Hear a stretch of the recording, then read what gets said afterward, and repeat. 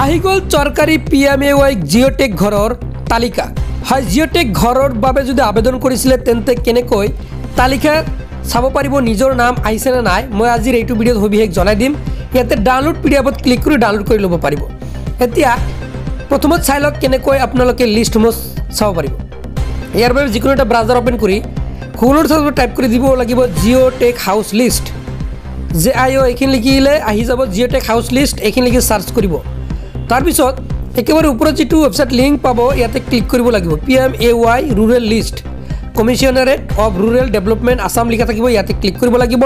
Click কৰাৰ পিছত যিটো অফিচিয়েল ৱেবছাইট এনেকৈ খোল খাই যাব। এতিয়া লক্ষ্য কৰিব পাৰিছে ইয়াতে PMAY যি পাৰ্মানেণ্ট হোৱাইট লিষ্ট, ইয়াতে প্ৰধানমন্ত্ৰী আৱাস যোজনা গ্ৰামীণ, ইয়াতে চাওক সো চাইডত যিটো লিখা আছে হেয়াৰ লিখা থাকিব।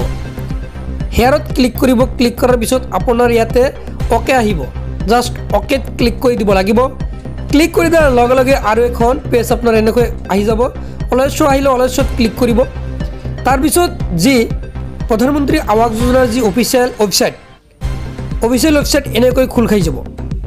ইয়াতে মেইন মেনু আহিব, চাওক ইয়াতে অল ষ্টেটছ লিখা থাকিব। চিলেকশ্যন ফিল্টাৰ্ছত ক্লিক কৰি আছাম চিলেক্ট কৰি দিব লাগিব। আছাম চিলেক্ট কৰাৰ পিছত আপোনাৰ জিলাৰ নাম সিলেক্ট অপশন পাব, তাৰ তলতে আপুনি ইয়াৰ পৰা আপোনাৰ জিলা যি হয় জিলাৰ নাম সিলেক্ট কৰিব লাগিব। ডিষ্ট্ৰিক্টৰ নাম সিলেক্ট কৰাৰ পিছত আপোনাৰ ইয়াতে সাব ডিষ্ট্ৰিক্ট সিলেক্ট কৰিব লাগিব।